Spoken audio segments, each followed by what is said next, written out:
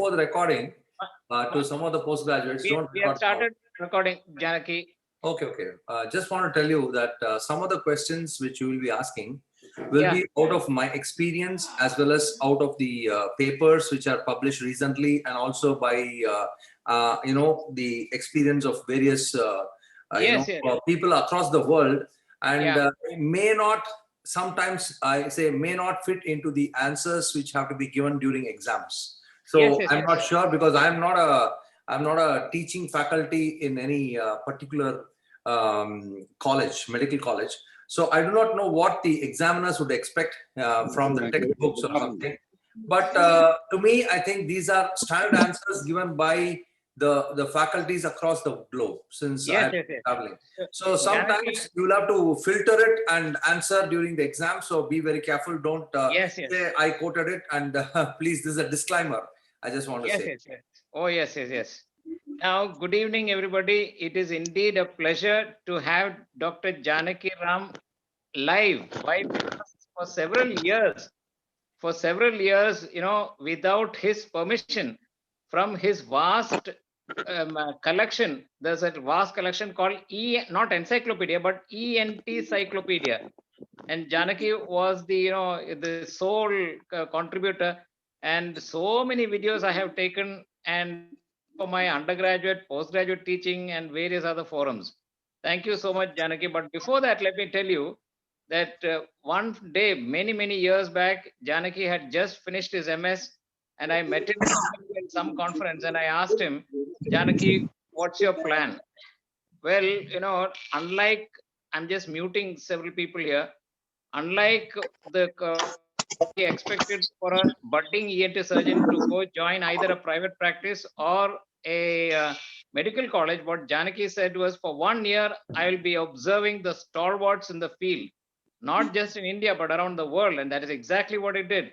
And that is what we should actually do. Go around the world, see the best, interact, imbibe, inculcate, and then incorporate. And over the years, I've seen Janaki, tremendously grow. The trajectory was unbelievable. Trichy was an unknown place. One way some visits and thing, but then he put Trichy on the global map. And what I would really, tell people is, be the best in the world will come to you. And that is around the world, people now go to Janaki for his extraordinary expertise. And today, I will be calling upon my postgraduates to clarify their doubts in descending order of seniority. And as a consequence, this is how the program will unfold. Are you okay with it, Dr. Janaki? So, Professor Devan, thank you very much for your nice words. It's always an honor and pleasure, and to be interacting with postgraduates. I really love teaching, though I'm not a teacher in medical college. But then this is what I'm going to tell out of my experience, and also what the stalwarts have told and what I've learned over the period of time. So it's always an honor to be associated with Professor Devan. I've been seeing him, a very academic person and a very knowledgeable surgeon. And I really look upon to this program, and I really thank you for this wonderful honor. Thank you, sir. We can start. Dr. Janaki, I have several aphorisms which I quote, and I need to quote this. He who knows does, he who doesn't teaches. And I believe I fall into that latter category. So Janaki, with your expertise, may I ask my first postgraduate to please formulate your question? Dr. Amrita. Amrita, are you there? Hello, good evening, sir. Hi, Dr. Amrita. Good evening, sir. I'm Amrita speaking, final year postgraduate. My question is, what is an adequate middle meatal antrostomy, sir?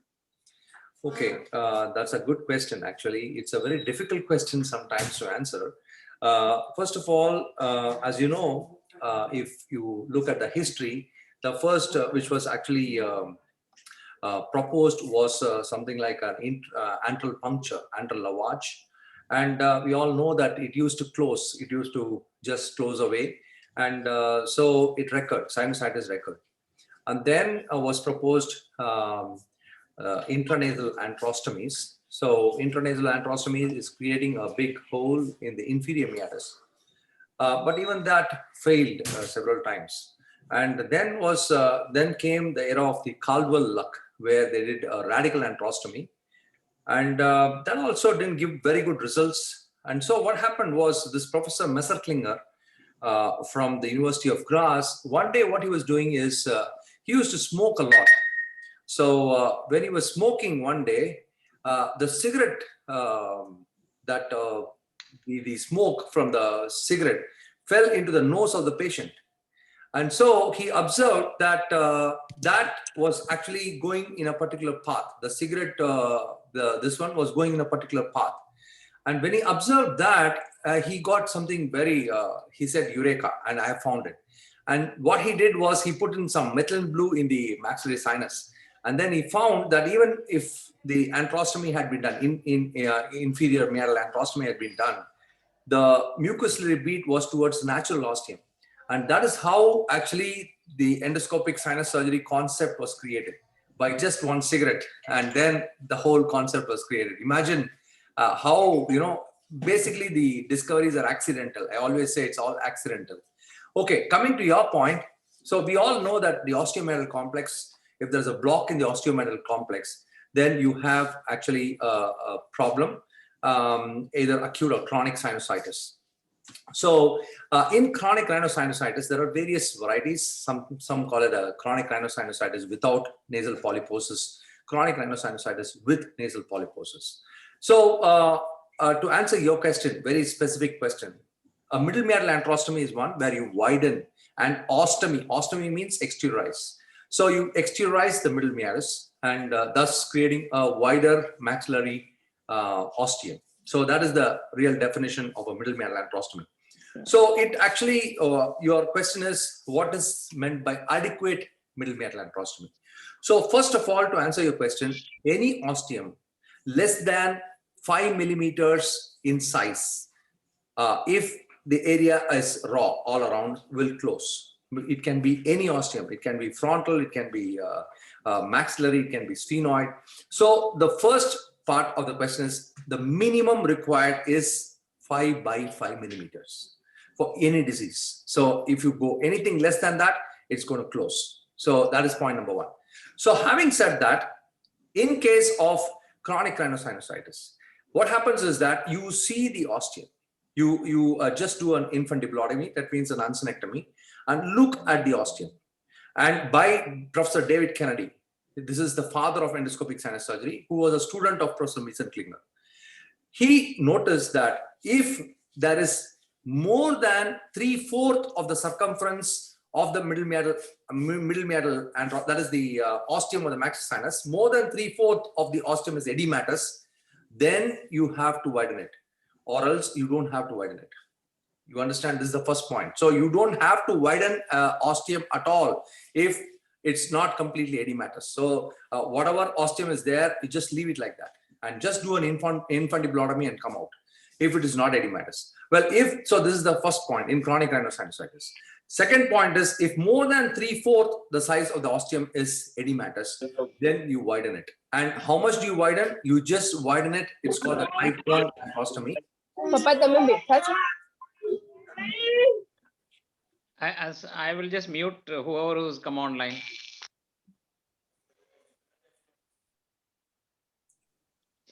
Please continue. Yeah, okay. So you will have to widen it. There are three kinds classification of antrostomies. One is type 1, type 2, and type 3.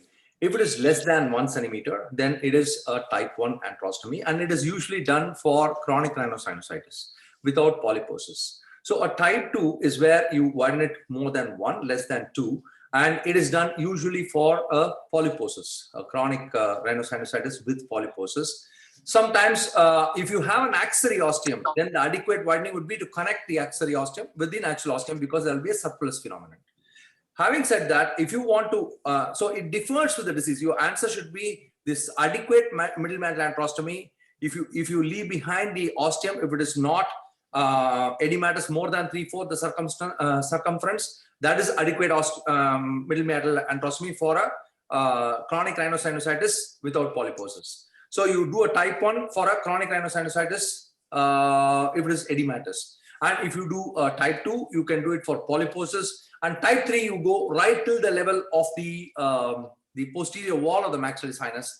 And then it's a type 3. And sometimes you can do it at the cost of the upper edge of the inferior turbinate. So you can make it really big.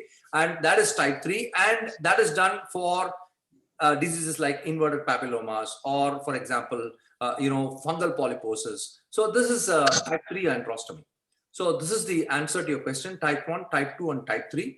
But you don't have to do any widening if it is not edematous. So that is going to be your answer. I hope you understand. Yes. So, Dr. Janaki, I am a stickler for instruments and of which you are. Now, for what you described, we require specific instruments which only you can describe. For example, the side biting, the Stamberges. One word, please, on these instruments too. Okay, wonderful question. Actually, if you look, I don't know if you have seen my cadaver dissection book. I've described that. So what I usually do is, you please understand that there is a very good article by Professor David Kennedy saying that if you have osteum, which is raw all around, that is your bit all around, then the incidence of osteal stenosis is more than 8%.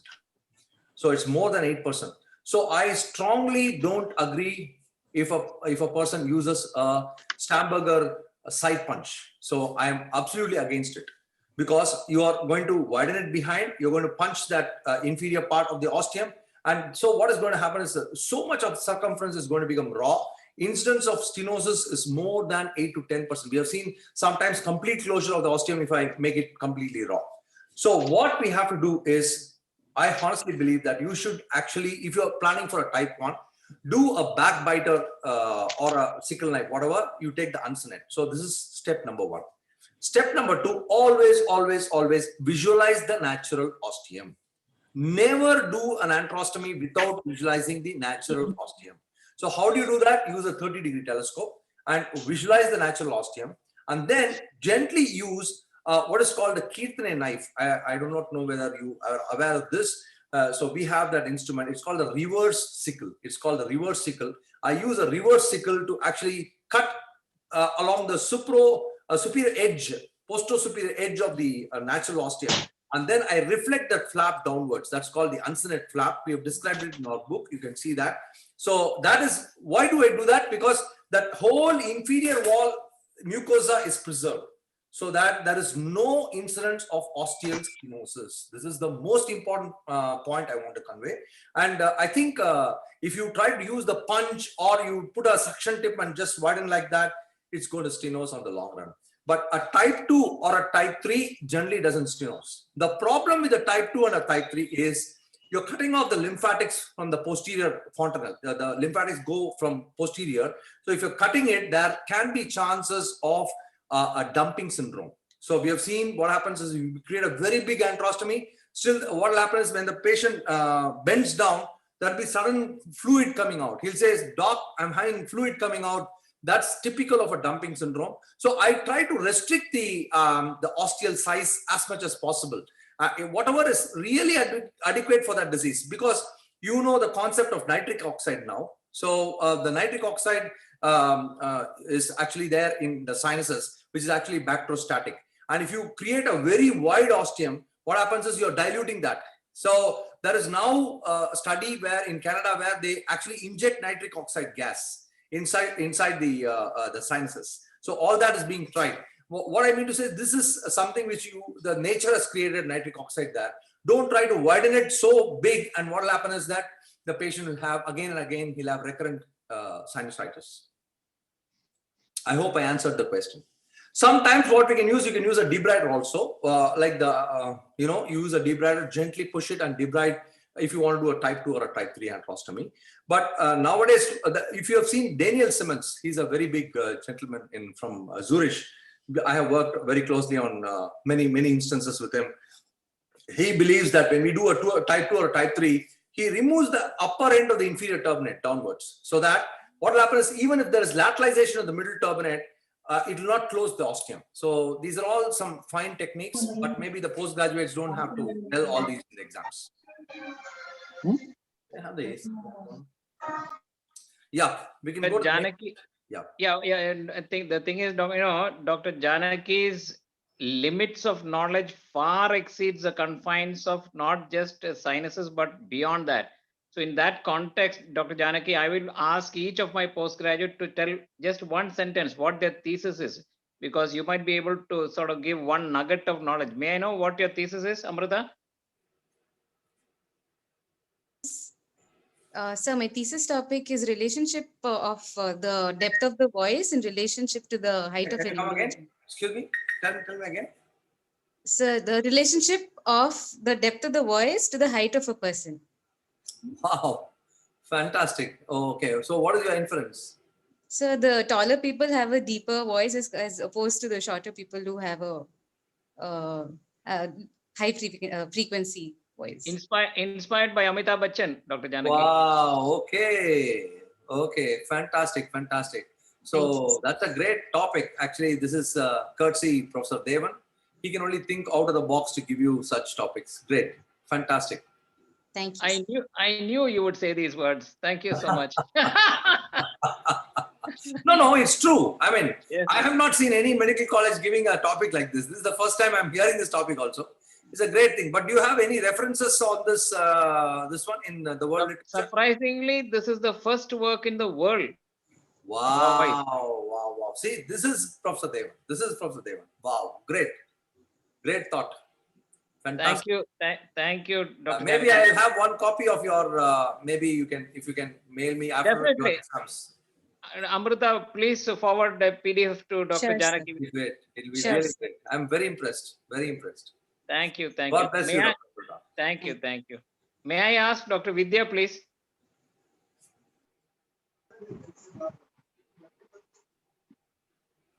Good evening, sir. Hello, Dr. Vidya. Myself, Vidya.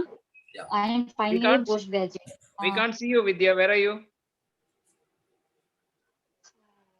Yeah. Good evening, sir. Yeah. Myself, Vidya. I am finally a postgraduate. My question is, sir, what are the pre-op preparation should be followed to get good operative field, sir? Okay, so see, basically, number one is so if you are planning for surgery, that is doing functional endoscopic sinus surgery, it depends on the indication. So what indication you're going to do for. For example, if you do it for a tumor, it's different. So your pre-operative preparation will be different. If you do it for polyposis, it would be different. If you do it for chronic rhinosinusitis, it will be different. So this actually covers the whole spectrum of diseases.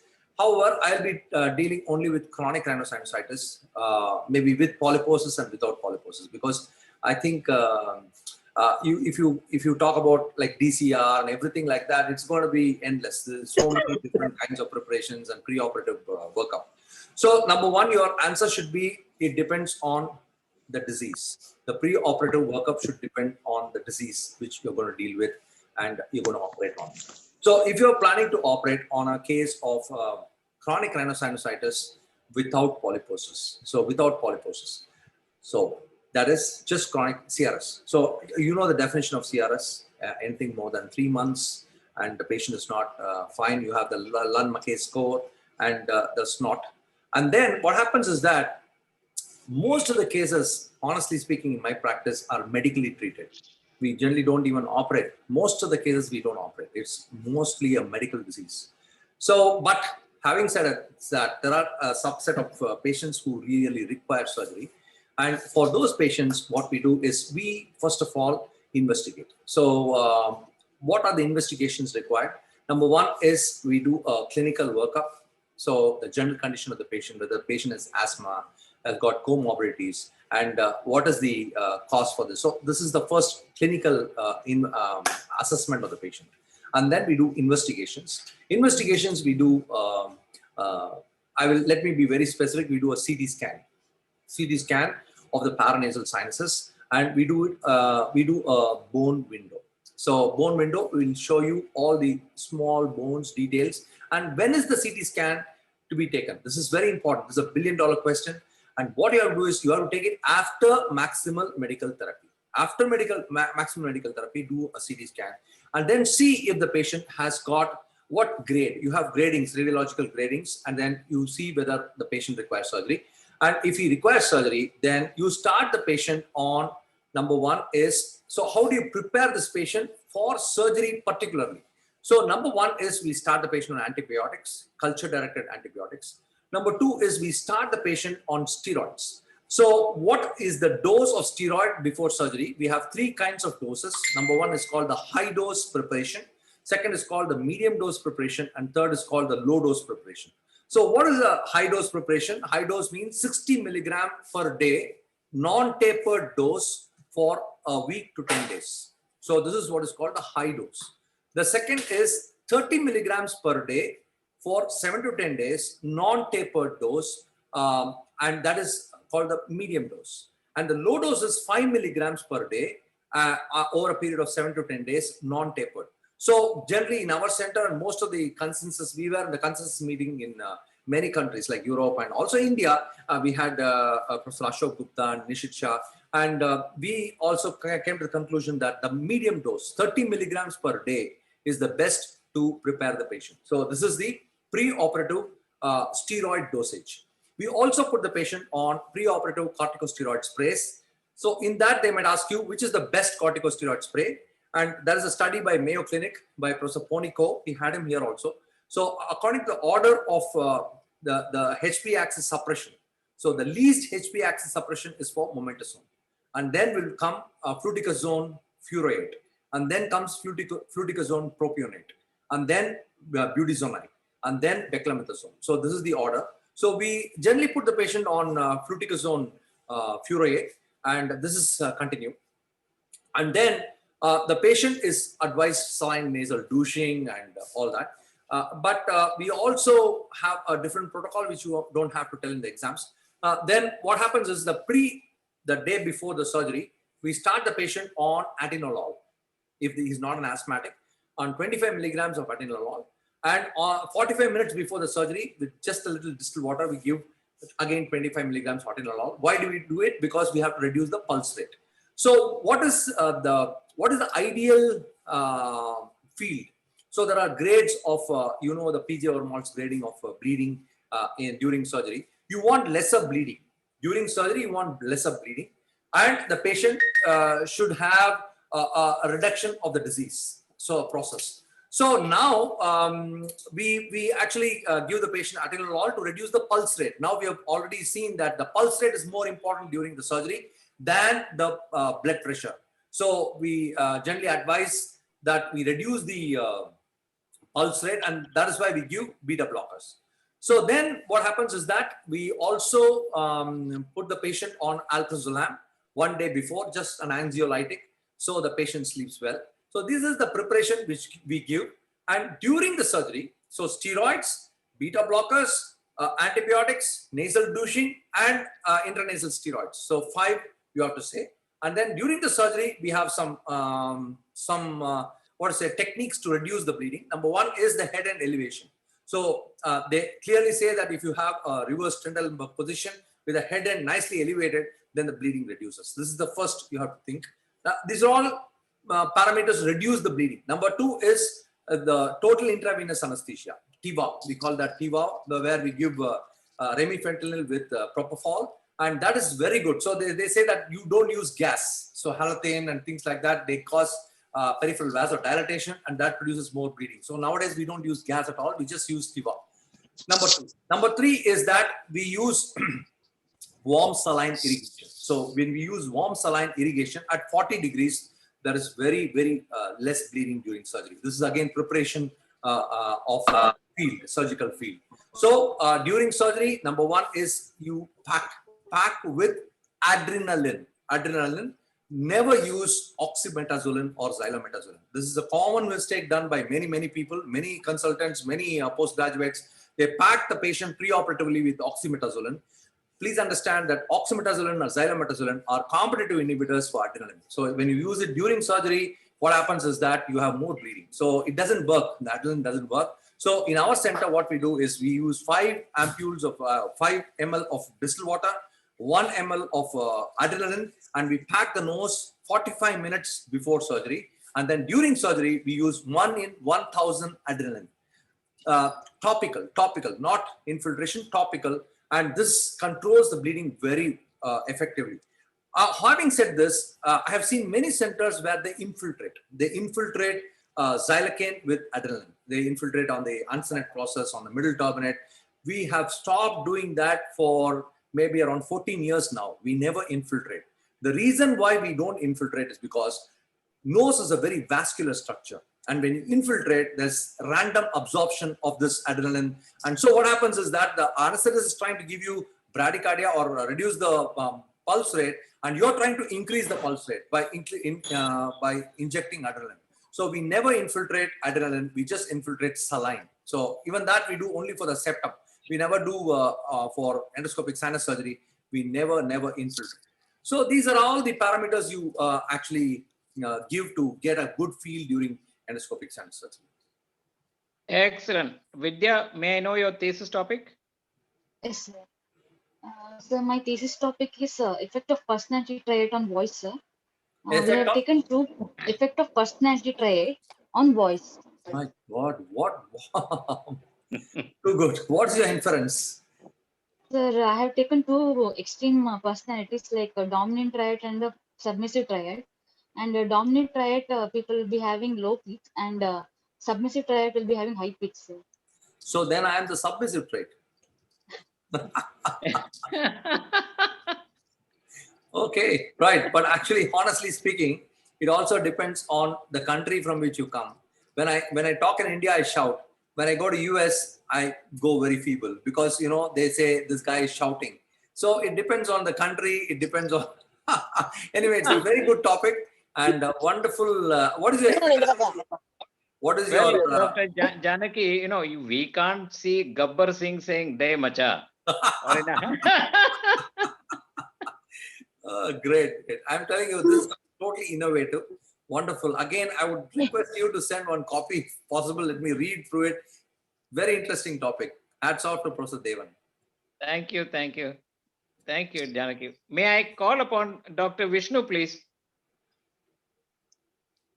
Do you have any specific time limit, Professor Devan? No. There's no time because this is too much gems of and pearls of wisdom we can't get elsewhere. No, may I call on Dr. Vishnu, please? Yes, sir. Hi, yeah, good evening, sir. Myself, Dr. Vishnu, sir. I'm third year postgraduate. My question is, what are the post-operative FESS care to be taken to prevent the recurrence? Yeah, so very good question again. What is the post-operative care you would like to follow? See, let me tell you honestly, it again depends upon the disease. So what disease you're treating. For example, if you have antroconal polyps, so pre-operatively, we don't give steroids. We just don't give steroids at all. For allergic fungal rhinosinusitis, we give pre-operatively itraconazole. So I have not dealt with all those. I'm just dealing only with chronic rhinosinusitis without polyposis. So it depends. Suppose, for example, ethmoid polyposis, it's a totally different post-operative care. For antroconal polyp, it's totally different. If you do a draft 3, what procedure you've done, it's totally different. For transphenol approaches, it's totally different. But I will just tell you the standard protocol followed for chronic rhinosinusitis without polyposis. So number one is you should understand that if surgery has got 50 marks, then post-operative care has got 50 marks. So if you miss on the post-operative care, your results might dramatically reduce. So this is the first point I want to convey to you. So if you have not done a good post-operative care, you can glaringly see it on your screen and you can actually expect a failure. Now, having said this, what is the drugs which we prescribe after the surgery? Number one, again, antibiotics, culture. Maybe I usually choose amoxicillin. So the first day of the surgery, we give Monosef or some antibiotic, but after that, we give amoxicillin orally for 5 days to 7 days. And then we also give saline nasal douching. So the pack is placed. Sometimes we don't even pack the nose if we don't expect bleeding, because the patient will have a good, compliance. If you pack the nose completely, then the compliance reduces. So we were using Nasopore. That's a very good pack, but now we are using Merosil. and we remove the merocil 24 hours after the procedure. And then we just keep it in the middle meatus. There are luminized merocil packs where you can breathe, the patient can breathe through the merocil packs. Having said that, we keep it on the inside the middle meatus and remove it after 24 hours. But then, what are the antibiotics I give? I give amoxicillin usually, and then I put the patient on steroids. So what is the post-operative dose of steroid? So basically, we give it for a week to 10 days again, but this time it's tapered. It's tapered from 30 milligrams down below. And this is again from medium to low dose, we taper it over a period of 7 to 10 days. Number 2. Now, number 3 is that we also give anti-inflammatories, and we start the patient on saline nasal douching. So what is the saline nasal douching? We usually use, there are studies between isotonic saline versus hypertonic saline. And they have found out that isotonic and hypertonic is almost the same. The results are not different. But in our center, we use hypertonic saline, 3% hypertonic saline with sodium bicarbonate. So what does this hypertonic saline do? It has 3%, and so it causes osmotic diuresis. So it reduces the edema. So that is why when we have saline douching, we advise 3%. So where is it available? It's available urology solution. 100 milligram bottles are available, 3% hypertonic saline, and we add 20 ml of sodium bicarbonate, which is available in any ICU setup. So 100 ml of 3% hypertonic saline acts by osmotic diuresis, and sodium bicarbonate increases the pH, thus increasing the ciliary motility. So any crust or anything can be thrown away by the cilia. So we always make the pH alkaline because it's very acidic. The pus is acidic, so we will make it alkaline. So this is advised from the 2nd or the 3rd day continuously. So for even sometimes even I say lifelong, you can have a saline nasal, hypertonic saline nasal douching, 100 ml, 20 ml, 120 ml, and we do it 20 ml 3 times a day, or sometimes 30 ml twice a day. So this is the protocol. And then we put the patient on also on a steroid spray. So we give fluticasone furoate sprays, and that is, see, some patients ask me how long. I just say you have to use it for a long time, maybe around 1 or 2 years. And basically, there are 4 stages of healing. There are 4 stages of healing. You should understand. I went to Professor Vigand. You know, he's from Erlangen. I was under his training. And Professor Curl, there's a guy called Professor Curl. This I did in 1998. Immediately after I finished my MS, I went to him. And he has released a very beautiful time-lapse video on the post-operative care. He says there are 4 different stages of healing. Number 1, the first stage lasts from 0 day to 1 week. So what do you do? So the patient is asked to come during this period. So stage 1, stage 2, stage 3, and stage 4. All the 4 stages, you should have a protocol for follow-up. So what is the follow-up? I ask the patient to come the first week. That is on the 7th day of the this one. So every week he will be coming for a month. Then every 15 days for 3 months, and then every month for maybe 6 months, and then he will come every 3 months for at least 5 years. So this is the follow-up protocol which I recommend. This is, I'm talking about chronic rhinosinusitis, maybe with ethmoidal polyposis or sinusitis, just sinusitis without polyposis. This is very important. Now, the stage 1 is a stage where you will have crusting, lot of crust. So what you have to do is ask the patient to douche very well douching, and that will itself, you know, soothe that crust. But having said that, the kind of douching is different for different indications. So we use mupirocin washes. So this is a douching done for skull base surgery. So we use mupirocin, that is, you know, that tea bag. So you put that in saline and then irrigate that. So that is done for more of, you know, infected patients or skull base where you use some grafts or flaps. So I use mupirocin washes also sometimes, or I use budesonide washes. So we use steroid washes, not steroid sprays, but steroid washes. And this is very important for post-operative day. So first is first week. Then second week, what happens is after the crusting, there's a stage of edema. There's a little stage of edema. And that lasts for around 3 weeks. So first week from day 7 to maybe 21 days or maybe to 30 days, you will have a little edema. So what happens during this stage is there is exudation of fluid. There's a little histamine collection inside. There will be some polypoidal appearances, which you will see. So what you have to do during the stage, what you have to do during the first stage, try to remove a little crust. So remove a little. What is your aim of that visit? So every visit should have an aim. So the first visit, what you have to do is to remove the crust without bleeding. Point number one, don't induce bleeding when you're removing the crust. So why do you don't want to induce bleeding? If you have bleeding, then again, what will happen is there will be fibrin formation and there will be sinus formation. You're going to promote sinus formation if there's bleeding. So very careful while sucking, never try to suck. And once you suck, you should not have bleeding. Gently remove the crust after keeping a lot of packs with saline and then remove it. This is the aim of the first visit.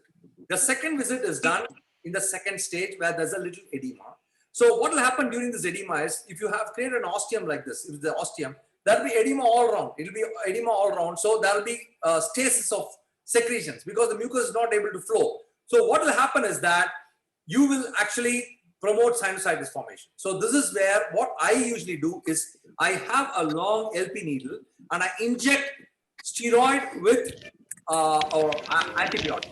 So this is coupled also. Hello. Hello. Yes, yeah, we can hear you.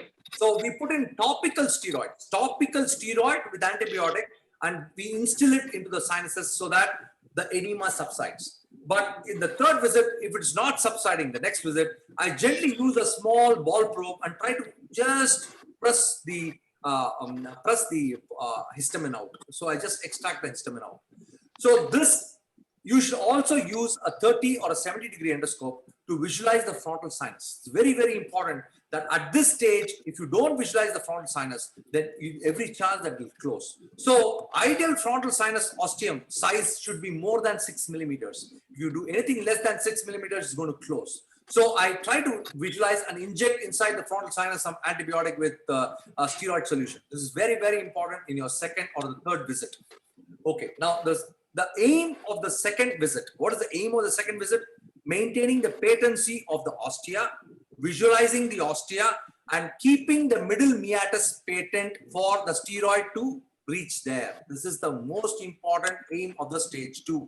So you should be very clear about your post-operative follow-up or else it's going to fail. What happens during this stage is that the third stage, you will have exudation, the fibrin collected, and it will form a jelly-like soft exudate. It's called the soft exudate. So this soft exudate will promote fibroblasts. It will promote fibroblasts, and this is going to form the synechiae. This is what is going to form the synechiae. So this stage lasts from 21 days till around maybe 1 month or next month. So 2 months from the day of surgery, 21st day till second month, you might have soft exudates, and that will actually consolidate and it's going to form fibrosis. What will happen during the stage? Once fibrosis forms, then you're going to land up with a synechiae everywhere. So you should try your level best to prevent by sucking all that soft exudates. Number one. Number two is this is a very vital process where you've actually manipulated the middle turbinate. What happens is there's a study again, there's a paper where they say there's a green stick fracture of the sagittal attachment of the middle turbinate. So if you try to slightly move the middle turbinate, imagine you're just trying to bend your hand, there's going to be a green stick fracture. It's a hard bone, but that is a soft bone, right? It's going to have a green stick fracture. And when does a fracture unite? It doesn't unite in one day. You just stent the middle meatus only for 1 day with Merocil, but you remove that Merocil. But what is going to happen? It's going to have a malunion. That is why we always try to have a bulgarization or suturing the middle turbinate. So I have observed, I used to keep that patient observed for maybe every week. The middle turbinate slowly starts lateralizing. So this is the problem with most of the middle turbinates which are not sutured or not bulgarized. over a long period of time. From the second month, it will start lateralizing, and at the 6th month, it will close the middle meatus. So when I see a post-operative cavity, and if the middle turbinate is lateralized or it has been chopped, never cut the middle turbinate. I hate people who cut the middle turbinate because it's never practiced anywhere in the world. So if you cut it off or it lateralizes, then it's a bad endoscopic sinus surgery cavity. So what you do is you try to suck that area so that the middle turbinate and the lateral wall, you don't have any exudates, any fibrin, anything collecting there. The soft exudate should be cleared. Now, from the 3rd month is what is called cavity stabilization. So this is what is called cavity stabilization. After 3rd month, you will have the cavity which is getting smooth with mucosa, and this is where what you have to do is to observe for Sinus formation, observe the patency of the osteum, and you have to see if all the middle meatus, the washes go and reach the sinuses. So this is the post-operative care which I follow in our center, and I'm sure that this will give fantastic results when done religiously. So the very important thing is the post-operative follow-up should be done by the surgeon who operated, because you the other person will not know what you have done and how the middle turbinate has been manipulated or what has been done to stabilize the middle turbinate. So these are the things you will have to follow. I hope I answered your question. Oh, fabulous. We could actually visualize, as you were talking, the wonderful work. Now, doesn't that place a restraint on, there are several people who will come to you from the Gulf. They take 1 week's leave, but you tell them upfront that you should be the one doing the cleaning work, and that makes a restraint because they need to take about 3 or 4. I didn't hear your last part of the question, but The thing is, I can understand your question though. You asking me that if the patient is coming from outside your place, then how do you follow up the patient? So the most important thing you'll have to understand is that when you operate the patient, you'll have to tabulate what you have written in a very systematic form. Number 1 is the middle turbinate. What did you do to the middle turbinate? This should be clearly written there. Have you medialized the middle turbinate during the procedure? Have you manipulated the middle turbinate? Because this is going to lateralize and cause sinus. Number 1. If you have a long distance patient, I always try to stabilize the middle turbinate by suturing it. So this is by dictum, default I do that, because it's going to lateralize, it's going to cover the middle meatus, and it's like a lid covering the whole osteomeatal complex. Number 1. Number 2 is you always send the patient to a knowledgeable FESS surgeon, that is an endoscopic sinus surgeon, who is actually, maybe your student or maybe your colleague who really knows what he's doing. There's no point just asking for follow-up, seeing the patient going. This is what you should do. You should do less, but you should do more. Do less, but do more. That is, you should be careful, but at the same time, you should do adequate post-operative follow-up. So this is something which you have to strike a balance, and I'm sure that any long-distance patient can be managed. Dr. One word about Bolgerization. Anton Bolger's one article changed the world. Yeah, correct. So Bolger, Anton Bolger was a very nice surgeon actually. Professor Sethi used to talk a lot about him. And what you do is create a little syndicate between the middle turbinate and the septum. And once you do that, there's a little fibrosis. There's a lot of controversy regarding that. Even Professor Hamburger used to say that, there's a little less of olfaction when you do a Bolgerization. But the thing is that if you don't do anything to the middle turbinate, just leave it like that, then there is no problem. But when you manipulate the middle turbinate, if you nicely medialize it or maybe lateralize it to see the sphenodos, then you're going to create a green stick fracture. And that green stick fracture is going to have a malunion if you don't have a stabilized middle turbinate. So either you have to suture or you have to Bolgerize. So these two you have to do when you manipulate the middle turbinate. Yes. But never cut the middle turbinate. Yes, yes. Dr. Vishnu, may I know your thesis, please? Sir, my thesis topic is analysis of acoustic parameters of voice pre and post adenotonsillectomy. Wow. My God, out of the box stuff. Okay, what's your conclusion, my dear friend? Mostly after the surgery, there is improvement in the voice parameters, mainly on the jitter, shimmer values and all. So it is actually benefiting. So if done by a good surgeon or a bad surgeon? Yes, sir. Because if you cut the posterior pillar, then you will have a worse voice, right? What is the control for your study?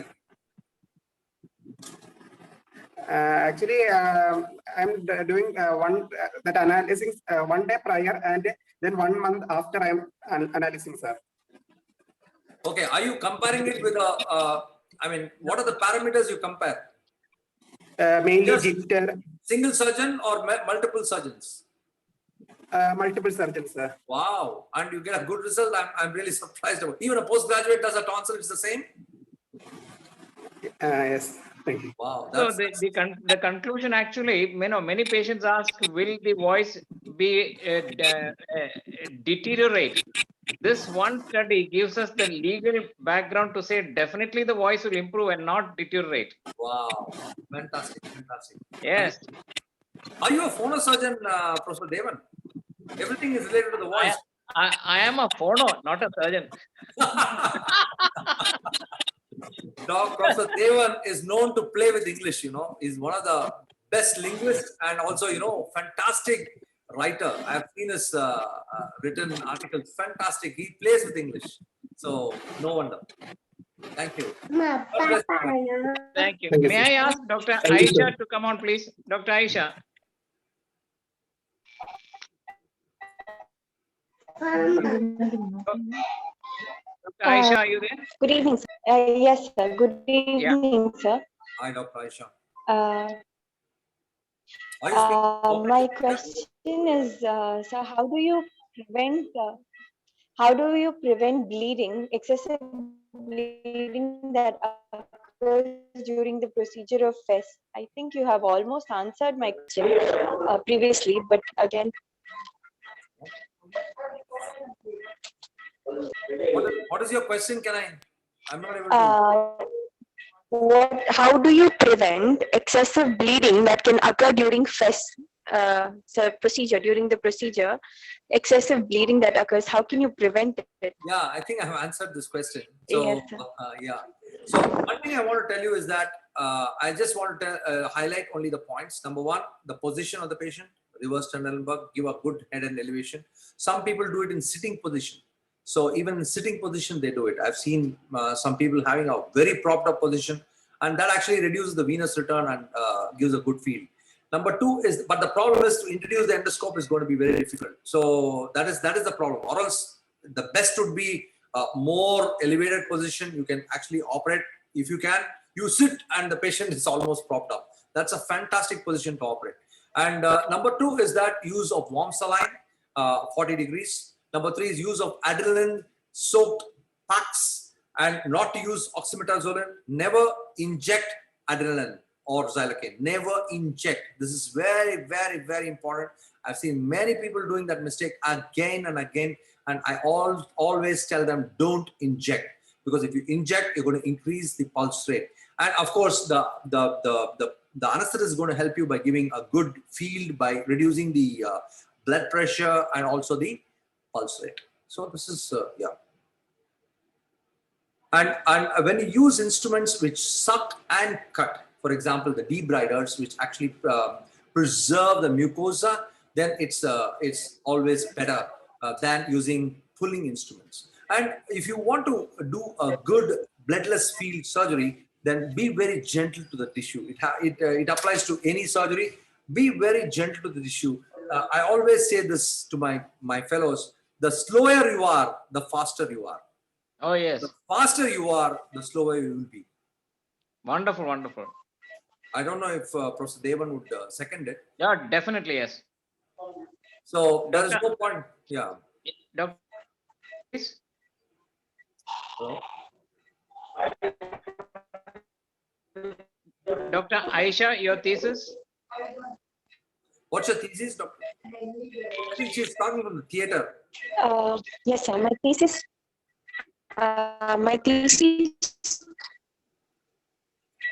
Okay. Thesis topic is combined effect of omega-3 fatty acids and methylcobalamin on sensory neural hearing loss. What? Combined effect of what? Methylcobalamin and omega-3 fatty acid on sensory neural hearing loss. Wowie. Fantastic. Wow, what topic was? The thing is, Dr. Janaki, people who could not afford a cochlear implant just by this combination, methylcobalamin, docosahexaenoic acid, they have recovered SN loss. Many patients who are presbyotics are all now having normal hearing. Dr. Aisha, tell us your finding, Aisha. What is your Yes, method? The method is that, sir, we do PTA, baseline PTA when the patient comes, and then we do 3 months follow-up. And at the end of 3 months, we do another PTA. We repeat the PTA. And now we have done it on 30 patients, around 30 patients. And another 15 to 16, we've given placebo of calcium supplements. So No, but how do you administer this? These capsules or injectables? Tablets, capsules. Tablets, sir. Tablets, yes. Your findings, Aisha, findings. Yes, sir. We have seen it. We have seen that there is a improvement around 10 to 15 decibels in some of the patients. Around 15 to 18 patients, there has been improvement of 10 to 15 decibels. I mean, is it for sudden SN loss or what? No, sir. It is for presbycusis, mostly age-related hearing loss. It is done in patients from 20 to 60 years. Okay. Without any comorbidities. Can we use this also in sudden SN loss? Yes, Dr. Janaki, 4 patients SSNL, in which I have included Ginkgosar too, because that enhances the vasa vasorum, 100% recovery. Wow. 100% totally deaf ears who have been given a 0 certificate. I have documented evidence, but you must add Ginkgo because probably from that review in which it is found to enhance vasorum blood supply.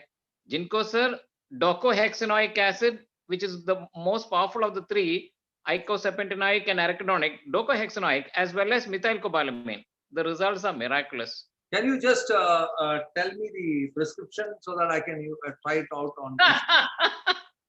I will write it on your WhatsApp page. Exactly. Yeah, please. I would like to have this because we would also like to. Yeah, Dr. Janaki, so wonderful.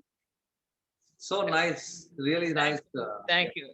Thank you, sir. Thank you, Aisha. May I call upon Dr. Panchami, please?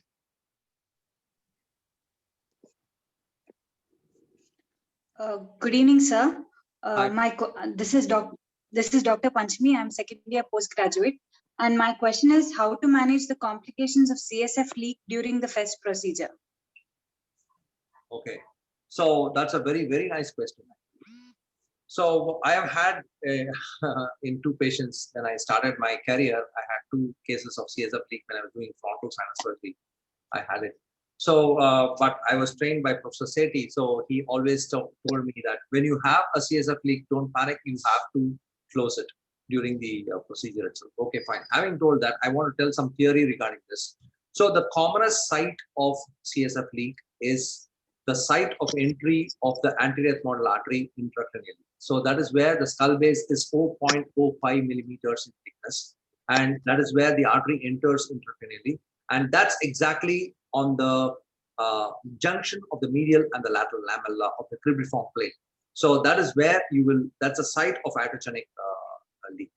The second important site is at the roof of the posterior ethmoid.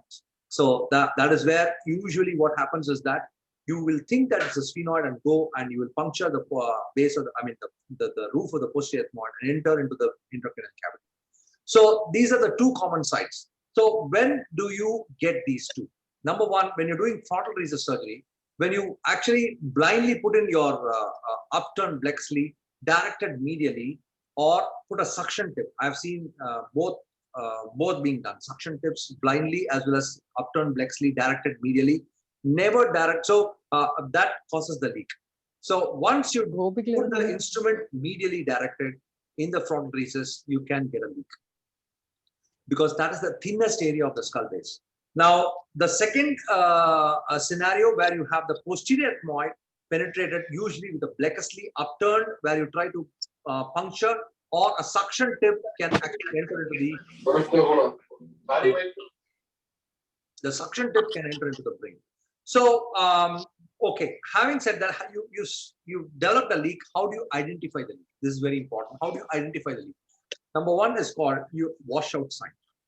So when you puncture the skull base, what happens is that there will be bleeding, and suddenly the bleeding will be disappearing. The bleeding will completely disappear, and the blood will be washed out. So this is what is called the washout sign. So when you have the washout sign, then you know that you're going to have you're dealing with a CSF leak during surgery. Number one. Number two is that when you see, there's something called inverted bottle sign. I don't know whether you have seen it. When you inject saline inside the frontal sinus, it's like a whiskey bottle. I'm sorry to use this in front of postgraduates.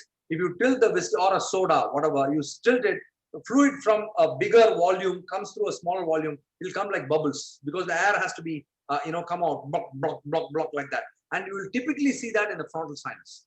And don't panic thinking it's CSF because there's something like a pulsation. This is a very common thing. I've seen chills of surgeons. In fact, in conferences, I used to tease some people asking them, hey, is it CSF leak? And they'll say, oh my God, this is CSF leak.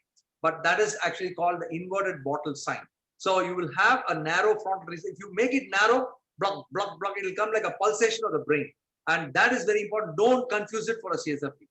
Okay, so you will have washout sign, and so you can ask the patient, you can ask the anesthetist to give a Valsalva. And once he gives a Valsalva, you can see that the pressure increases, the fluid comes out, and then what you have to do, you have created a leak. So it depends on how big you have created the leak. Last week we operated on a patient. This patient is from a different state. Huge leak was created. Like for example, around 1.2 centimeters of the skull base was completely removed. The brain was hanging down. So what happens in that scenario is you have to do a different kind of closure. You have to do a multi-layer, like you take fat, fascia, and also a flap. So vascularized pedicle flap. But usually I've seen only small leaks created, maybe 2 to 5 millimeters. So there are different kinds of leaks. One is called the small, second is medium, and third is large. So small is up to 5 millimeters is small. And there are 2 different classifications, small, medium, large, and second is small and large. So 0 to 5 and 6 to 1.5 and 1.6 and above are large leaks. So if you have a medium-sized leak, and also it depends on which cistern you open. So if you open the basis frontal cistern, then it is better. It's not a very high pressure leak, and you can just close it with fascia lata and a little fat. Keep some fat, like either a bath plug or a dumbbell fat technique, and you can just close it with a little or a mucosa of the middle turbinate can be used to close, and use some Surgicel and tissue glue. If it is in the posterior ethmoid, again it's a low flow leak. Close it again with the same technique. But if you've created a leak in the tuberculum, where you're punctured near the sella, or you created in the planum behind the level of the anterior circulation, then sometimes you might create a high flow leak. And this is where you have to create definitely a pedicle vascularized flap, like a nasoseptal flap or a Haddad flap. I hope I answered your question. Dr. Janaki, such extensive work, a word on what degree and where? What degree? Endoscope, right? What degree? Yes. Okay. So basically, when you're operating on frontal sinus, see, when I use endoscopes in endoscopic sinus surgery, I have 2 endoscopes. Number one is a 0, second is a 70. So very rarely I use a 30 for the maxillary sinus. But for the frontal sinus, always a 70-degree telescope you have to use. But when you use the endoscope, many people create a small mistake. What they do is they use the instrument above. I hope you are seeing it. They use an upturned instrument above a 70-degree endoscope. This way. And this is called instrument above. There are 2 ways of introduction of the instrument. One is called the instrument above, and second is called the instrument below. I always say never use an instrument above technique. If you use an instrument above technique, then what happens is the belly of that instrument, you're visualizing from below, and the belly is blocking the view. So you're not actually seeing what you're doing. So you try to plug, and that is where you will have a leak, or maybe an anterior ethmoidal artery damage. So this is very important. Use as much as possible instrument down technique and a 70-degree endoscope. But having said that, if you want to use the instrument down technique, always use an instrument which has got more angulation than the endoscope being used. This is very important. So, example, if you use a 70-degree telescope, use a 90-degree giraffe. Don't use a 45-degree giraffe for a 70-degree telescope. This is meaningless. Okay. So that means it should bypass the curvature of the endoscope. So if you have a 70, use a 90 giraffe or a 120 giraffe. Never use a 45-degree giraffe and try to pluck with a 70-degree endoscope. You can never do it. If you want to use a 45-degree giraffe, use the instrument uptake. So this is something which is very important. And when you're using, you're doing a sphenoid, you're doing a posterior ethmoid, whatever, try to use non-angled telescopes. I keep repeating this to all my residents. If a step doesn't demand an angle, don't use it, because this is the safest way you can prevent a complication, because this gives a false sense of perception. You're operating at an angle and you don't know where you are. Sometimes there can be a tilt and you might think this is the skull base of the lamina and you can enter. So try to use 0 degree as a junior. Try to avoid angled endoscopes. But having said that, practice on cadavers, a lot of cadavers with angled telescopes. And once you're conversant with angled telescopes, use it during surgery. Any role for a retro telescope? I wonder. You mean the chameleon, is it? I don't know what's the retro telescope. They're 120 degrees or something. Earlier I never used that. Any role for a wide angle 45? See, now, I don't know if you saw my last live. That was a fantastic one. Professor Sethi actually, I think he saw that and he appreciated that. The first time, I think in the world also, what we did was we did the frontal and there was a lateral frontal mucocele. And what we did was we used a fiber optic endoscope inside the frontal and I left it inside. And I used a small nasopharyngoscope and put it inside and I was operating with that. So I don't know, but you can do whatever, comes in your mind, like Professor Devan thinks out of the box. Do whatever, but the thing is, you should be comfortable with whatever you do. That's the most important thing, and safety of the patient is more important. And your expertise and planning of the surgery is very important. Autoclavable or non-autoclavable? This is autoclavable. We do ETO. We don't autoclave. We put it ETO. We have endoscopes that come with an autoclavable title. Yeah, autoclavable. We never use the non-autoclavable. That's it. Absolutely. May I ask, Panchami, what's this, please? So, my thesis topic is role of diffusion weighted imaging MRI in clinically suspected cases of attico-antral diseases. Wow, fantastic! All the current concepts, huh? Wow. So, what is your conclusion? What did you arrive at? So, patients who undergo second look surgery for cholesteatoma, the anatomical, there will be a deterioration of anatomical configuration. So a DWI MRI will be better than that of CT. Absolutely. So basically, we try to diagnose. What is your number, case study number? My sample size is my sample size is 33. Wow, fantastic. Again, big congratulations to Dr. Professor Devan. Fantastic topics. Believe me, it's out of the world stuff. Great. Thank you, Let me introduce my fellows to you. She is Dr. Harshita. She's from Bangalore. I hope you've seen her. She's from Bangalore. And this is Dr. Lakshmi. Dr. Lakshmi.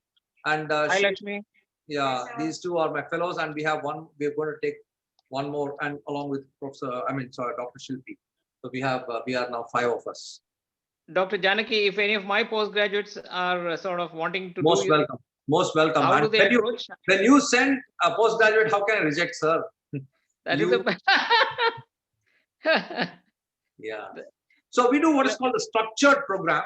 So it might not be like the teaching in the medical college. We just give them like spoon feeding how to position your wrists, your fingers, your elbows, your body, and all that. We actually structure them so that this is how you fly a flight, not an auto rickshaw.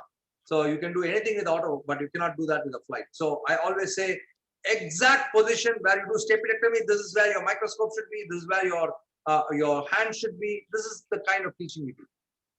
Fabulous. They are lucky actually to be under you, Dr. I hope Janaki. so. I hope so. Yeah. Thank you, sir. Thank you. May I call upon Dr. Anushri, please? Now it's being dominated by lady doctors. I'm really it's a great thing that ENT specialty is being dominated by lady postdoc everywhere. It's the same everywhere. Yeah. My chairman once wondered how he's surviving among so many females. Actually, they are more sincere than I'm sorry to tell this. I know. Yeah. May I call upon Dr. Anushri, please? Yeah. Good evening, sir. I'm Dr. Anushri. I'm second year postgraduate, sir. My question is, what are the principles of revision functional endoscopic sinus surgery, sir? Oh, very beautiful question, actually. Revision functional endoscopic sinus surgery. You're asking a big chapter. I don't know how to tell it in few lines, but anyway, I'll try to tell you something. So number one is, what are the causes for failure? This is more important. When you think about failures, then you think about revisions. So what are the causes for failure? Number one is the patient factor. Number two is the disease factor. Number three is the surgeon factor. So patient factor, it can be related with this general condition. It can be related with this asthma. It can be related with several other conditions which you know. If it is going to be the disease factor, it can be associated with cartilaginous. It can be associated with several syndromes and all that. You can read all that. And we're going to deal with the surgeon factor is what we are going to discuss now. And the surgeon factor is where usually suppose you have ethmoidal polyposis, you're supposed to remove all the cells. But this is the commonest mistake. One thing I'll tell you is that this is the only surgery where you can't judge the results. And that is why most of the postgraduates or youngsters want to become rhinologists. You know why? Here, if you have a perforation, you operate, it will be glaring at you, you will have a perforation again. Because you can see the perforation. But in sinus surgery, you can just pluck it and you just come out and say, I have done FESS, and everybody else also does the same thing, and it's going to recur. So you never have, and you can't take a post-operative CT scan to say that this guy has done it wrongly or correct. But having said that, believe me, this is actually a field which needs more expertise than ear surgery or any other surgery for that matter, because this, as Professor Mosher used to say, it is the easiest way to kill the patient because you have all the vital structures. Having said that, the surgeon's factor depends upon his expertise, his ability to know the anatomy, his ability to read the pathological anatomy, and his ability to read the CT scan and pre-operative planning of that patient. Now, if you leave behind cells, or if you cause too much of scarring, or if you remove too much of mucosa, then you might have problems post-operatively. So having said that, the commonest cause, as Professor Stamberger says, the commonest cause for frontal sinusitis is iatrogenic. So if you don't know how to do a frontal sinus, just leave it alone. Don't do it. And that is actually the cause for iatrogenic frontal sinusitis. And that's the commonest cause for frontal sinusitis as well. So if you want to do a revision, then what are the principles on which you have to base it on? It depends on, again, the indication. If you take a post-operative scan and you see that there are residual cells, then what you have to do is try to completely do a full house FESS. That is, completely extrudize the cavity like an MRM cavity. You just make it a smooth cavity. And number two is that you preserve as much of mucosa as possible. This is very important. Preserve the mucosa. Don't try to shear off all that mucosa. In polyposis without fungus, in fungus, it's a totally different ballgame because it's immune modulated disease and you might have recurrence at any given point of time because it's all just the local manifestation of a systemic disease. But I'm just going to deal with only the surgeon factor. The surgeon factor, number one, the commonest area where you leave behind cells is around the frontal recess. So number one, look at the frontal recess. Number two is the commonest area is sometimes the sphenoid sinus. Number three, which is already given in several textbooks and also papers, is that you draw a line from the ethmomaxillary crest, from the maxillary sinus to the sphenoid sinus. You draw a line there. You will have several cells which are left behind by surgery. So this is another common site of recurrence. Number four is inadequate uncinate process removal. So this is the commonest site of recurrence of polyposis. because if that is the area where there's a maximum Bernoulli's effect, and you will have polyp. That's the origin of the ethmoidal polyp also. So having said that, what are the principles? Number one is restoration of the normal anatomy by complete disease clearance, externalization of the cavity by removing all the cells, and number three is preventing complications. So you don't want to prevent complications. So revisions can be done for small problems like sinus cave formation.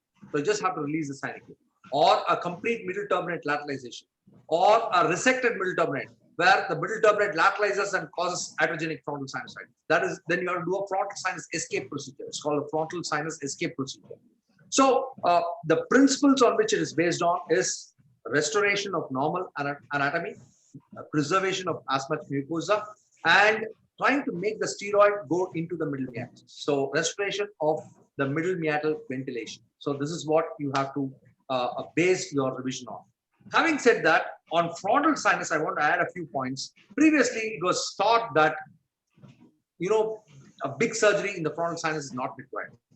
In Professor Stamberger's era, he used to say, don't do a draft, don't do a lathro, modified lathro. But for example, I did a case around 3 days back. It was not a second revision or a third revision. It was maybe the first revision, but the patient had a huge amount of fungus going laterally. And we decided to do a draft 3 straight away on to a modified lathro.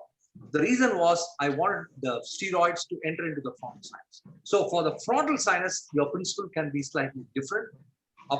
Not based on the other sinuses. In the frontal sinus, you will try to open it as widely and try to maintain the patency of the frontal sinus and to prevent scarring. Scarring in any sinuses, you don't want the scarring, and you will have a problem. I hope I answered your question.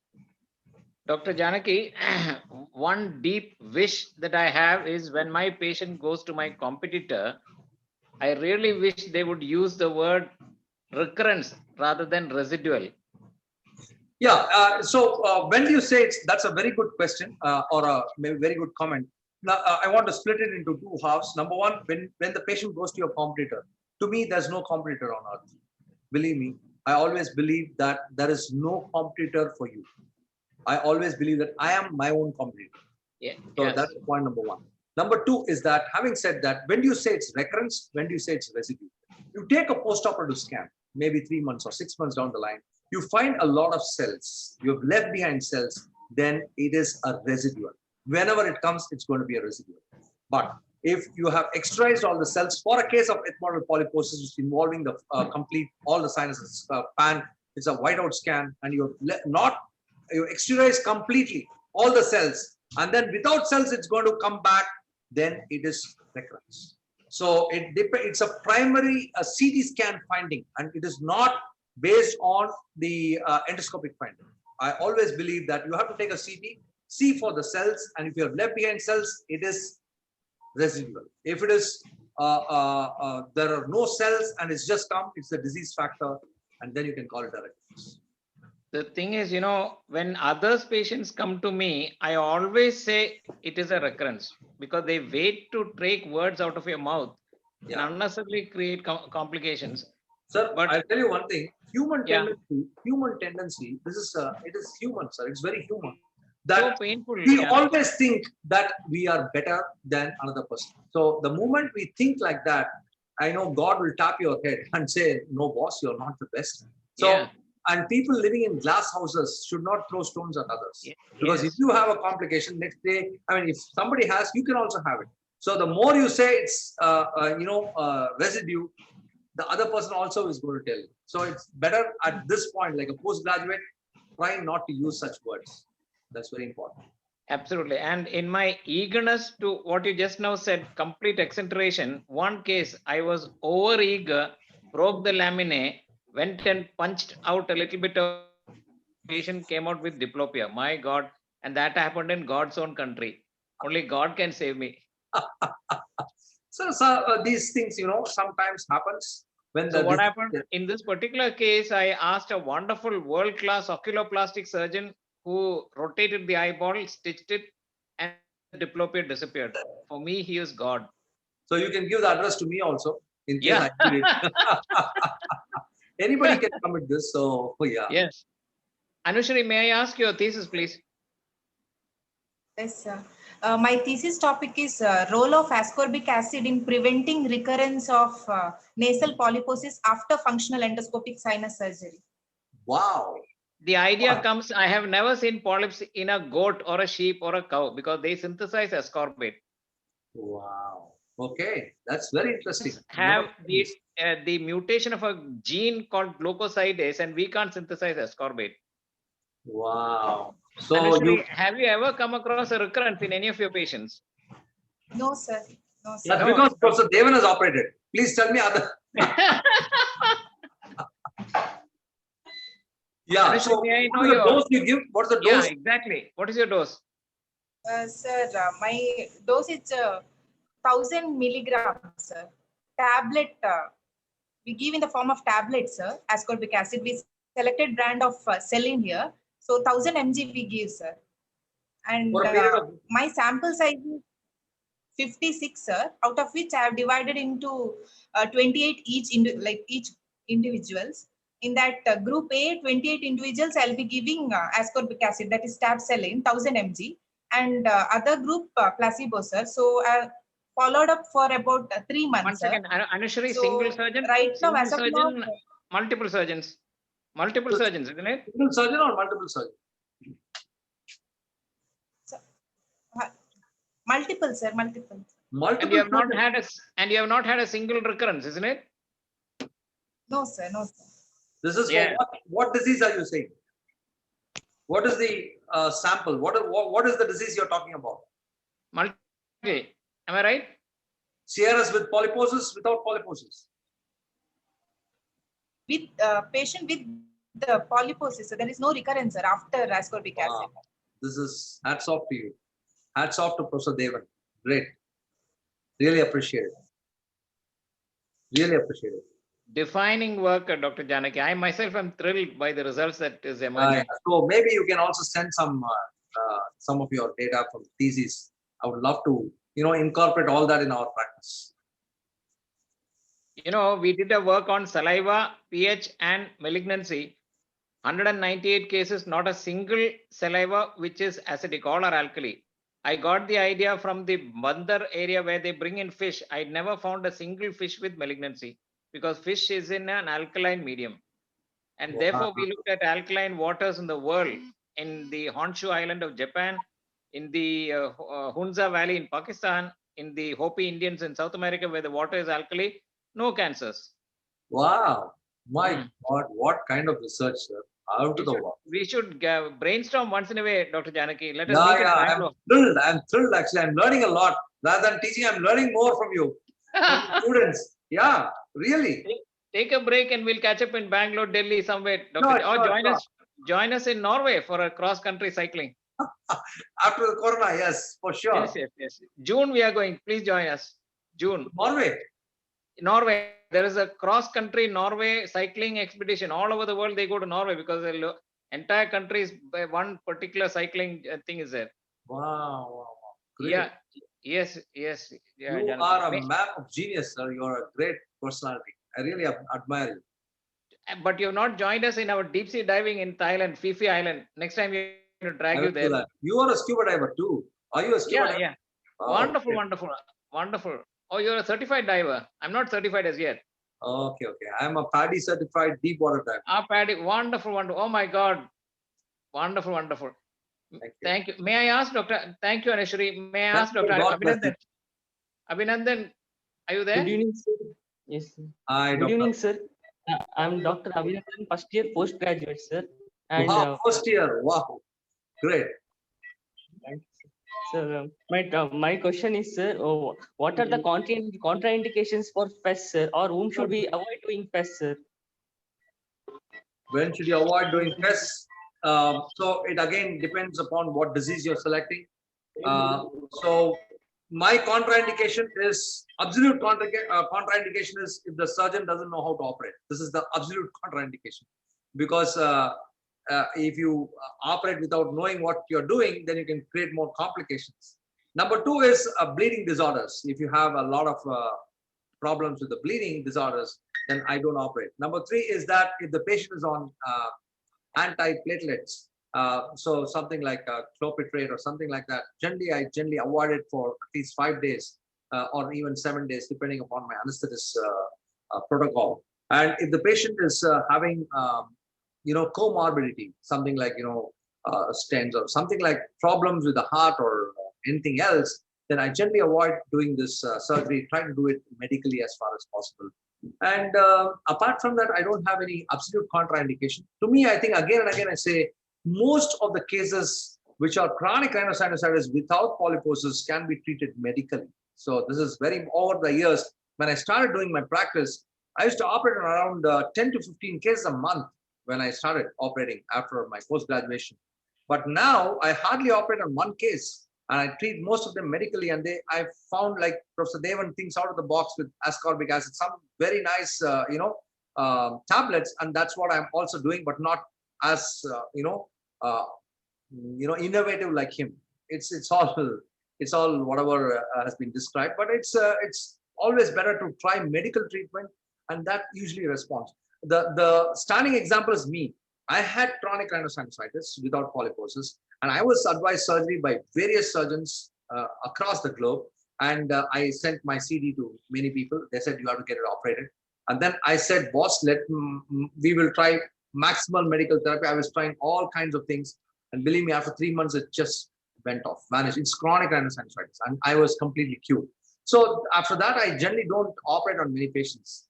I mean, this is something. So contraindications, I think bleeding disorders, comorbidity, and patient compliance, all this patient refusal surgery, these are the absolute contraindications. Apart from that, I don't see any contraindications. May I know I'm intervening, but may I talk about one contraindication by quoting somebody, which I presented in a South Zone conference and got the gold medal. Can you believe it? I will quote. Yeah, I will quote do the quote first. Touch not that patient with a condition in which the moon is transiting in his house. Touch not that patient with a knife ruled by the sign through which the moon is transiting. Hippocrates said that you have a horoscope in which 9 houses, and if the house on which you're operating, absolute certainty something catastrophic will happen. A surgeon whom we mutually knew was operating, and on the table the blood was found dark, and when he checked, the patient was dead and gone. On that day, when we looked at it, his moon was in the house, 4th house, where it is ruled by the neck. Hippocrates said, touch not that patient with the rule by a knife, ruled by the sign in which the moon is transiting. Wow. So I should see my horoscope before I operate. Yes, wow. And that's what Hippocrates said. He said, before becoming, that's stored in the archives of medicine, in the National Library of Medicine. And he said, before becoming a doctor, also have a sound knowledge of the movements of the planets in a patient's chart. And I presented this in the South Zone conference which was held in Mysore. Do the planets influence human health? And when I spoke, only the moon was on the screen, and the people gave me the gold medal for the best research of that year. No, but any of your topics would have got gold medal. I mean, whatever you say now deserves a gold medal. Whoever is telling that thesis, I'm actually jolted by all these topics. Believe me, it's fantastic. But I'm just asking you, is it the horoscope of the patient or the horoscope of the doctor? Both. Come again, Dr. Janaki? Is it the horoscope of the patient or the horoscope of the doctor? No, absolutely the horoscope of the patient. If suppose you're operating a nose case ruled by the 3rd sign, and if that sign, if the moon is there, something can happen. Okay. So next time I will ask the horoscope of the patient before I operate. Yeah. We must really also appreciate the Japanese, because this thing called the biorhythm, any pilot who is having a triple negative biorhythm, they are immediately, landed. They are not allowed to fly. You will never come across a Japanese pilot with a pilot error crash. We have never come across a Japanese airline with a pilot error crash. It's never happened. My God. Okay. So much of research. Great. Yeah, please see that fascinating thing called biorhythms by Bernard Jettleson. Abhinandan, what's your topic? Abhinandan, your thesis topic. My thesis topic is influence of probiotic Lactobacillus fermentum and Lactobacillus paracasei on human allergic rhinitis. Wow. What's your finding, Abhinandan? Sir, actually, I'll be giving probiotic lactobacillus paracasi for 3 months, sir, for the patients of allergic rhinitis, and I'll be following up after 3 months, sir, and they'll be having relief of, like, checking if they have relief of symptoms, sir, of allergic rhinitis, Okay. like recurrent sneezing, and uh, uh, uh, Does the literature say they improve? sorry, sir. Does the literature say they improve? Yes, sir. It says that Yes. after 3 Wow. months. Janaki, there is a new product in the market. It's called Remune A. 100% allergy gets cured. REMUNE, Remune, space capital A, capital L. Because we are not supposed to use a trade name, he uses the commercial, the product actually, which is within it. Okay, okay, great, fantastic. So I will also try this. Everything you are talking is new to me. Thank you, Abhinandan. Thank you. God bless you. Thank you, sir. Renshin, may I have Renshin, please?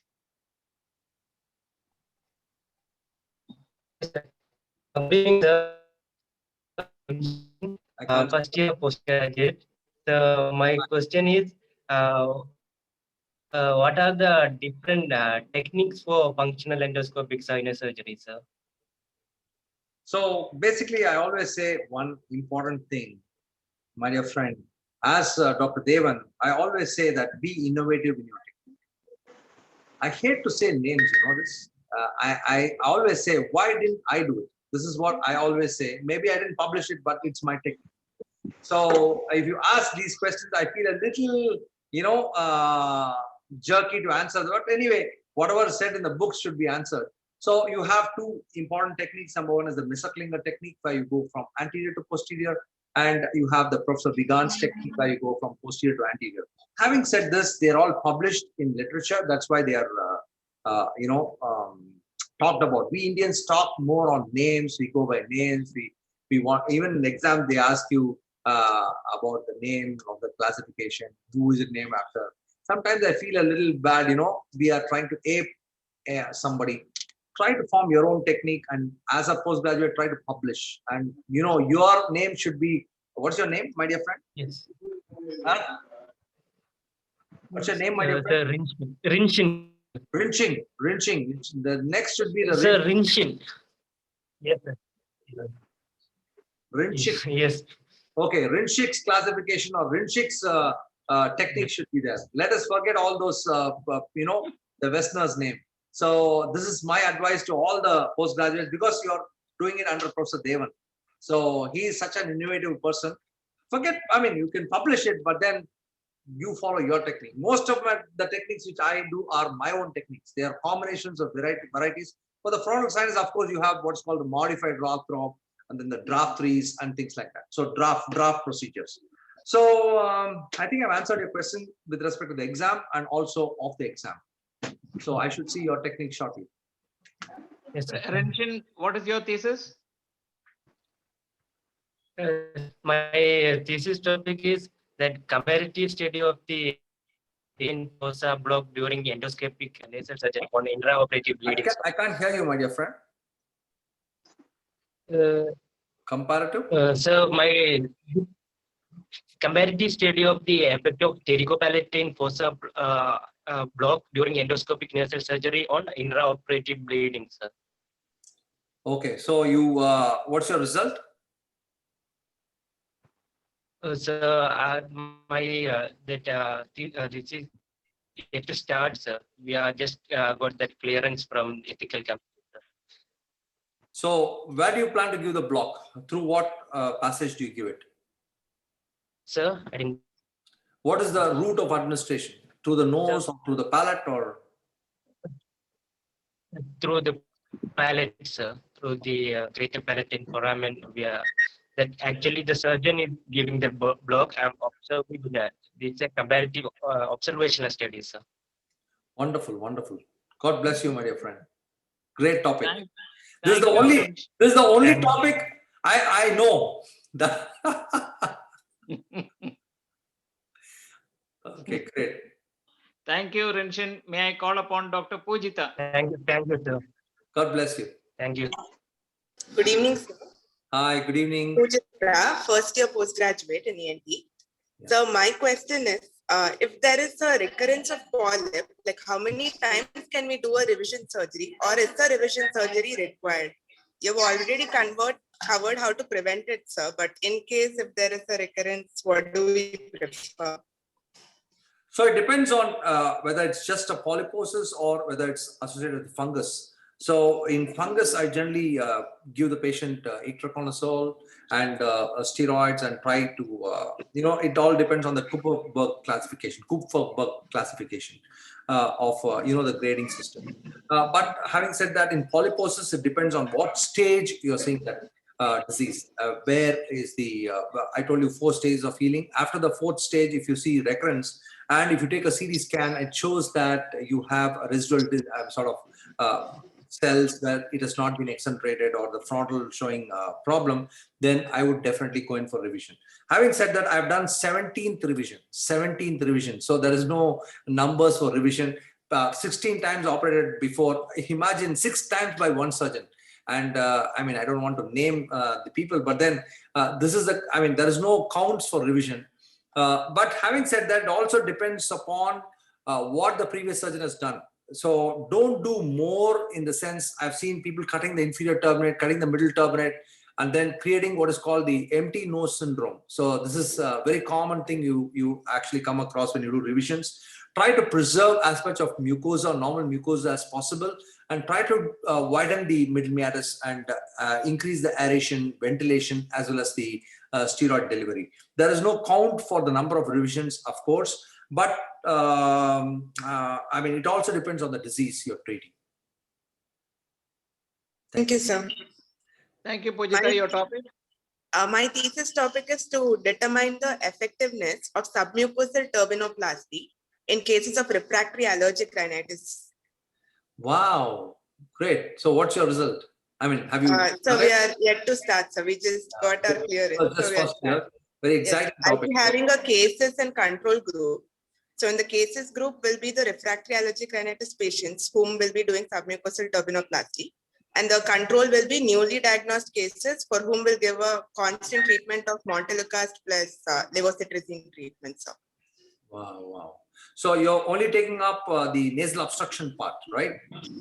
I'm scoring according to the snort grading, sir. So all symptoms such as nasal obstruction, recurrent sneezing, nasal discharge, facial pain, all that, based on that, it will be graded, sir. And pre and post DNA also will be done to see the effect. Very, very good. Very, very interesting paper. So I would love to see yours, and maybe after it finishes, I can have a copy of it. Sure. Thank you, sir. On this regard, Dr. Janaki, I am not as, you're so compassionate, caring, and you share so, but I follow a book called Virtues of Selfishness. Virtues of Selfishness. Yeah, okay. I'll send you Virtues of Selfishness. Now, in that regard, after years of failure, I have identified a specific allergy receptor zone in the nose, very neatly circumscribed. I ablate it at 14 micron depth using the Elmen. And once I do that, it's an instant on the table clearance of allergy. Wow. So many cases we have done, Dr. Janaki, all are fully cured, I think I should now start associating with you to break your selfishness. Yeah, and only for me, at least only for me, you can share the secrets. Elman asked me saying that they will take me anywhere in the world to publish this, but as of yet, I'm yet to drive a BMW like you, Dr. Janaki. No. Great. Really superb. Yeah. Thank you, Pujita. May I call upon Dr. Chitra, please? Thank you, sir. God bless you. Yes, sir. Thank you, Dr. Chitra, please. Good evening, sir. I'm Dr. Chitra. A lot of echo. First year postgraduate. My question for today is, what are the pre-op precautions to be considered before posting for FESS? Like regarding any drug reactions and other factors, sir. Yeah, I already answered this question. I think the pre-operative preparation. I think we've already answered in detail. Yeah, you'll have to consider the use of clopidogrel. You have to see asthma. Patient is on cardiac drugs, and drug interactions, steroid, diabetes. All that you will have to consider. I think that's more of an anesthetic workup by our. So we send the patient for an echo. We send the patient to a cardiologist. We always do the anesthetic pre-operative evaluation with a pulmonologist. We give pre-operative nebulization for patients who have wheezing and all this stuff. I think that's more of a medically dealt with problem. As a surgeon, I always see whether this is operable or this is the main thing I see, and what is the plan for surgery. Rest all is given to the particular specialist to do. And if it is under local? I never do it under local. There's no local in our center. If you're surgery, doctor, it's a little, maybe a quiz question. If you're doing a surgery under local, and for example, tibiroplasty, and the local wears off and the patient screams, you have already cut open the ear, it's fully open, you have taken a graft, local has worn off, she will not allow further injections. I had such a problem. No, we also come across in ear, we do under local, and sometimes the patient is not compatible. He's because sometimes granulations can be there, which doesn't take local, or it can be revisions. Yes. Revisions I generally do under GA. But having said that, what we do is we use topical solutions of, or we give a little sedation. Apart from ketamine, we always have the anesthetist with us, and we actually try to convert it into a GA, or we give sedations like midazolam or propofol. What happened in my case, the anesthetist refused to convert into a GA because they said we are not taken consent, we are not prepared and all that. I was left with a gaping open ear. But what happened, Manipal has its own innovative methodologies, and I was taught hypnosis. On the table. Oh my God, you are out of the world stuff, believe me. I had no other goal. But on the table, I hypnotized the patient completely. The head of anesthesia came and crushed a lobule, wondering whether she is mimicking, but I had completely anesthetized that area. Under hypnosis, I operated. And after that, I brought her out. People wondered, will I be able to bring her out? But we have reversal techniques, like in anesthesia, we have reversal techniques. And after surgery, she asked me what happened. I said, nothing happened. Oh my God. So can you teach me? I mean, am I under the effect of hypnosis now? Am I blabbering something? Yeah, maybe, because if you look at Great. Lovely. So it is my considered opinion, every doctor must learn hypnosis for the various fantastic effects and the ability that you have in various ways. Can you teach me? I mean, where should I go to learn? You can. No, we have a particular, there's a course being organized in Mumbai, actually. I'll give you the link, and he organized these programs, and it's a 3-day workshop. And I'm going for the advanced one in March. Where I can the basic one? Where is the basic one? The basic is in about a month's time. I will send you the name and link and all that. The advanced, I brought this hypnotist to my department. I asked him to show the advanced technique. He looked at my one faculty, just waved his finger, and he fell down, hypnotized. Oh, are you? Wow, great. I would love to learn this. Oh, yes. At least, for the family. Yeah, imagine this situation, under local, it has worn off, patient is screaming. I have no other go but to hypnotize and finish the surgery. Maybe I should have given a paper report. It would have been a big hit, perhaps. Great. Even now, I know I'm having goosebumps listening to you. Fantastic. Thank you, Chitra. May I go on to Rohan, please? Thank you, sir. God bless you. Rohan. Good evening, sir. I'm Dr. Rohan. I'm a first-year PG from ENT. Hi. So my question is, now after so many FESS surgeries, sir, what are the things you look for which tells you that the FESS surgery has been a successful one? First of all, I just want to congratulate Dr. Prasudevan. How do you select only smart people, is it? What is your criteria to I was telling my other HODs that, what is the greatest blessing an HOD can have to get wonderful postgraduates? Yeah. All the postgraduates, like, see his face is so smart. He can act actually in movies. That level he's. Okay. Now, what is it that actually tells your FESS will fail or succeed? It depends on your case selection primarily. it boils down to the case selection. It's very important, number one. Number two is also the comorbidities like asthma or some other syndromes associated. Then you will not have a good result. But having said that, the surgeon factor comes into play. How well you have done the surgery, and of course now I will add the post-operative super drugs with Dr. Professor Devan has actually put forward. I will try to do all that to get some magic out of my post-operative cases.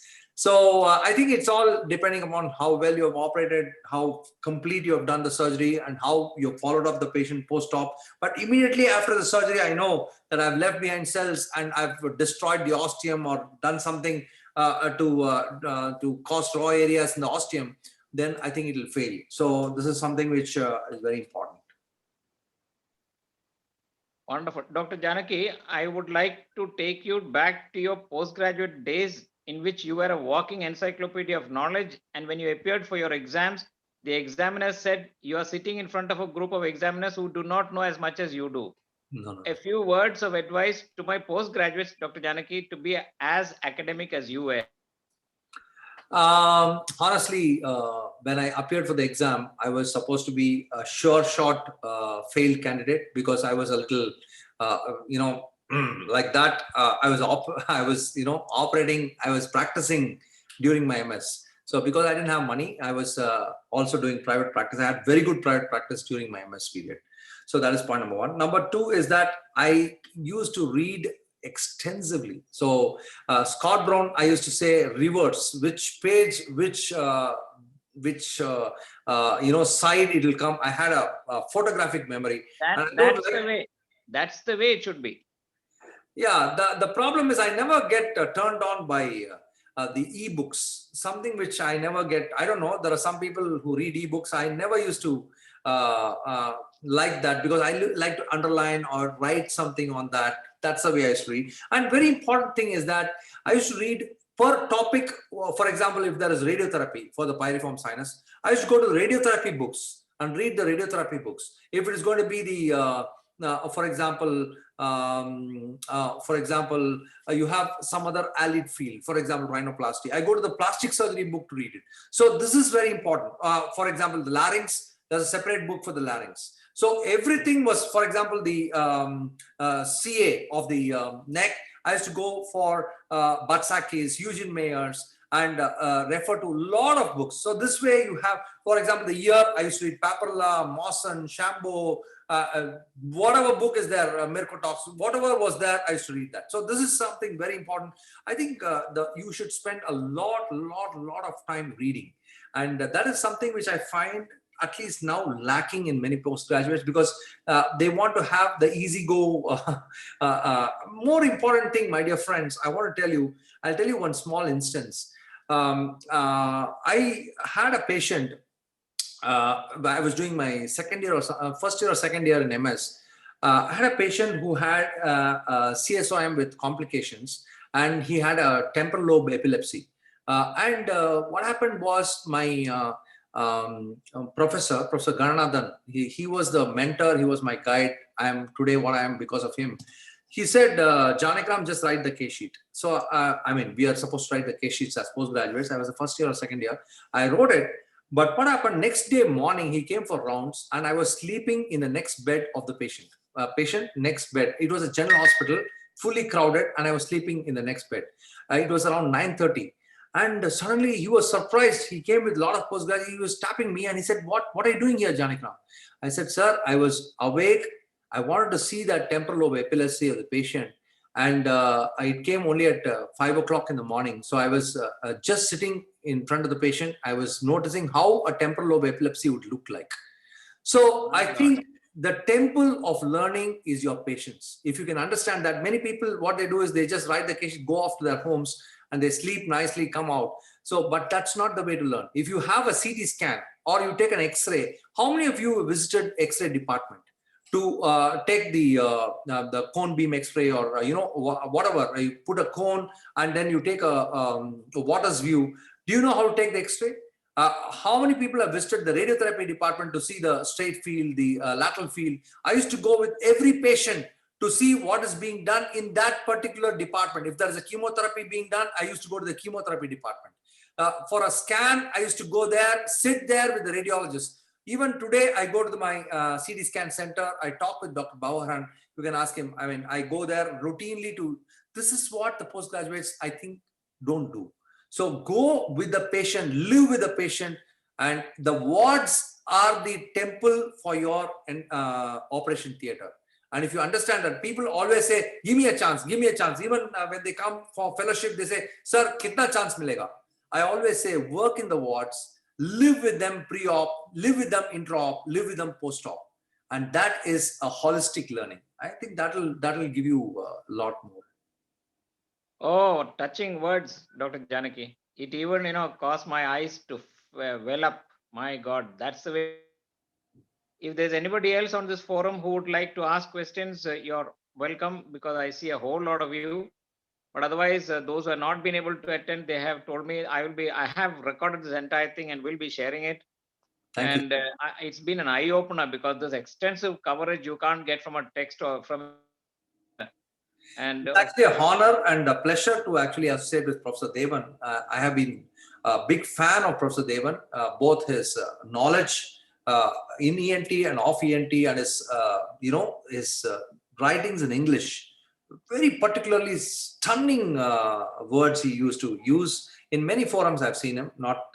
I've been watching him for 20 years now. Really appreciate your zeal to teach, and you said you're selfish. No, you're not, or else you would not conduct a program like this. I'm very sure about that. So you are a teacher par excellence. I really bow in front of you and respect your feelings and knowledge. Thank you, sir, for this opportunity. Wonderful. Thank you, Dr. Janaki. May all my postgraduates give Dr. Janaki a very. Thank you. Thank you, sir. Thank you, sir. Thank you, sir. Thank you, sir. Thank you so much, sir. So all the best, very best for the exam. Thank you, Dr. Janaki. We'll catch up somehow, sometime. Thank Sure. you. I will definitely meet you. Thank you. Thank you. Thank you so much. Thank you. Thank you.